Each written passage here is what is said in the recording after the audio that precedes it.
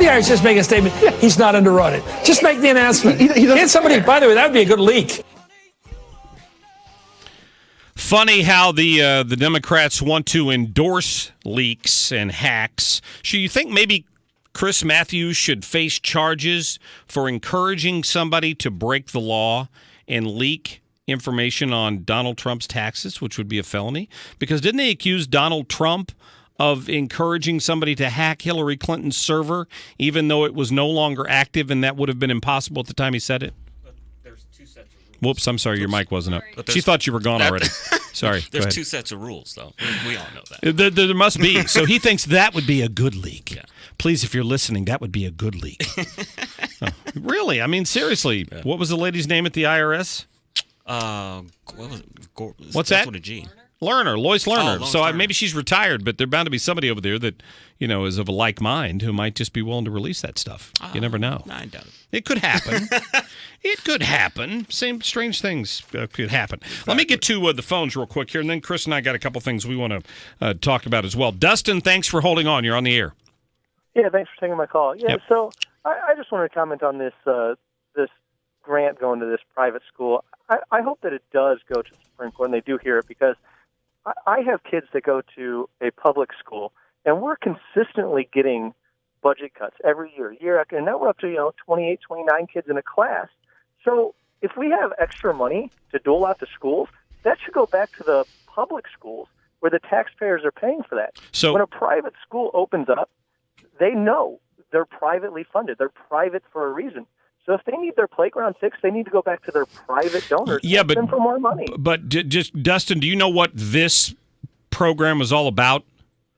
So specifically, they had a bunch of recycled tires that they wanted to get rid of, and they offered them in the form of a grant to any school that wanted this rubberized surface for their playground. So it wasn't a cash offer to the school. It was just that if you apply for this grant and we give it to you, we'll come in and we'll put down this recycled rubber surface on your playground. And so they applied for it, and then the state came back and said, you know what, we can't do that because we can't give anything that was paid for with public funds to a religious institution. But it wasn't cash, just so you know. So if the St. Louis public schools wanted rubber playgrounds, they'd be able to get them, apparently.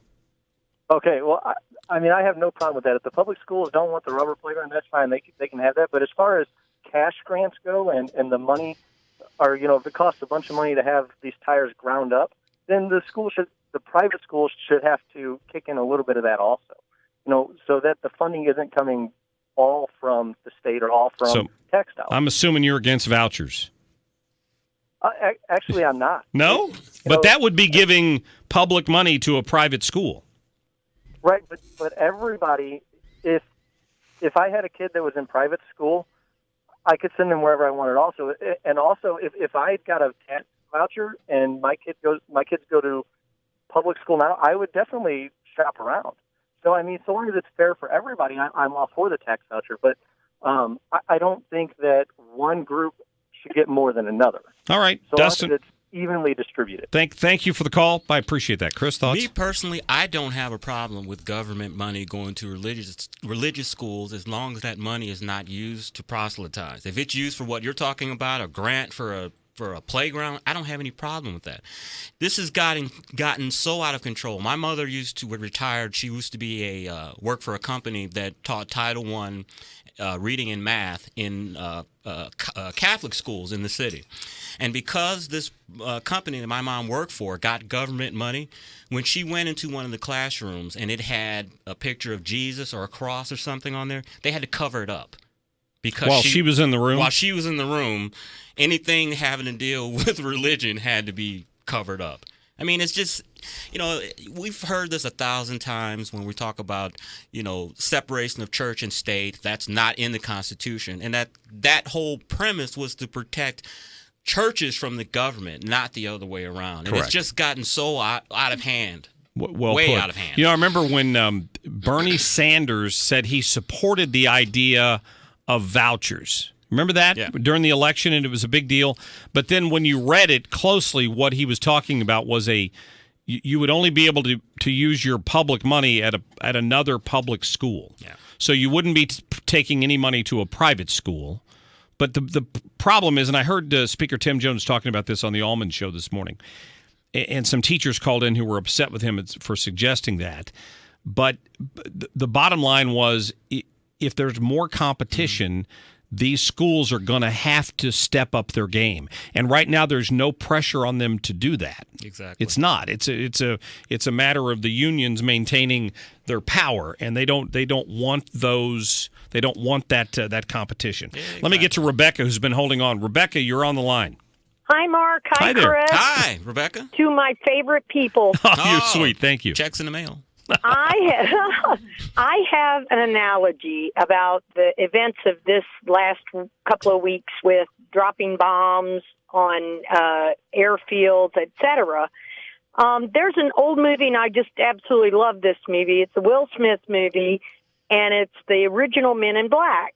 Okay. And when the giant alien lands here on Earth and disguises himself, and he's battling with Will and his partner. Long story short, it looks like a giant cockroach, and it comes crawling out of a rocket ship, or trying to crawl back into its rocket ship, and Will Smith is trying to stop it. And he notices that when he steps on any of the little cockroaches that are crawling out of the giant cockroach, that it really ticks him off.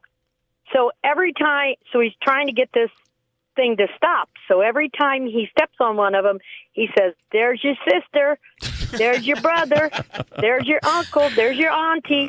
Right. And the cockroach gets more and more mad. Well, my analogy is this. Every time that Trump does something to the brotherhood that used to visit the White House, I'm not knocking regular Muslims, but the Muslim Brotherhood used to visit that White House so often with President Obama there. Every time Donald Trump does something that attacks ISIS or any of those people that are trying to blow us all up, it's just like he's stepping on the relative of the giant cockroach. Here's your auntie, here's your brother, here's your Muslim Brotherhood. Well, I see your point there, Rebecca. I appreciate you making it. Good talking to you. I just waited all week to tell you guys that. Thank you. Because you had it was well thought out. I appreciate that. Yeah, I agree with you. I think he sent a loud message, and thank you, Rebecca, for the call. I think he sent a loud message to a lot of people around the world that we are the force for good in the world, and you hate what we stand for because we stand for freedom. Yeah.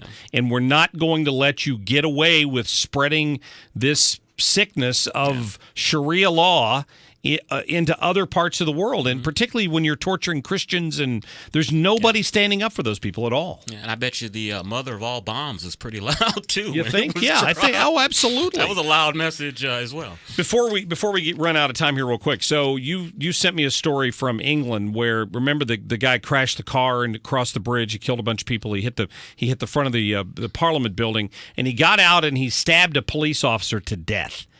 And somebody in England is trying to make the point that even if he had been armed, it wouldn't have made a difference. Really? Yeah, that's what I think. This was the police commander, Scotland Yard, or whoever his chief was, said that, if this officer would have been armed, that it more than likely wouldn't have made any difference in preventing his death.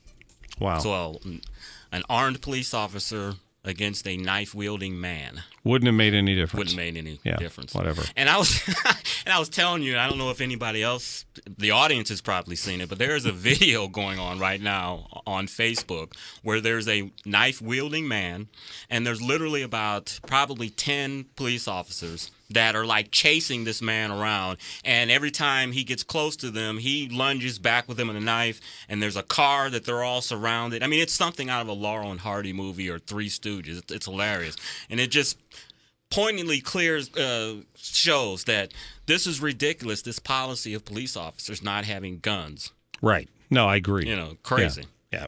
I take you back to Raiders of the Lost Ark, where the guy gets the sword out and he's whipping it around and he just pulls the gun out and shoots him. That's one of my favorite scenes. That was Angelo Dundee.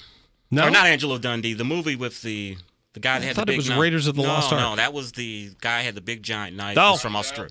Yeah, Crocodile Dundee. No, it was Raiders. There was the scene that was in Raiders too. Remember? Oh, okay. I think so. And so. Angelo Dundee was Muhammad Ali's trainer. Nah, it's a knife.